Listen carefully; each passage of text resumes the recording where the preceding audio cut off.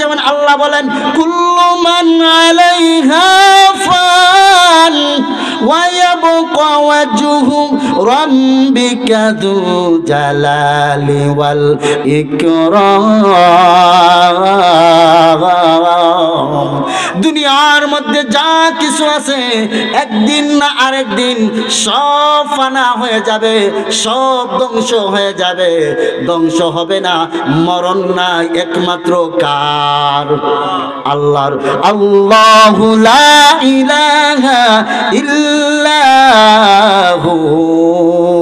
আল্লাহ রাব্বুল আলামিন এমন একজন সত্তা যার কোনো মরণ নাই, যার কোনো লয় নাই, যার কোনো ক্ষয় নাই। আল্লাহ রাব্বুল আলামিন এমন এক সত্তা যার কোনো ঘুম নাই, যার কোনো তন্দ্রা নাই।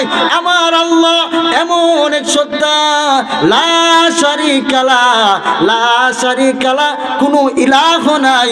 আল্লাহুস সামাদ, আল্লাহর কোনো শরীক নাই, অংশীদার নাই। এমনই হলেন আমার আল্লাহ রাব্বুল আলামিন। ভাইরা বাবার আমার, এই জন্য বলছিলাম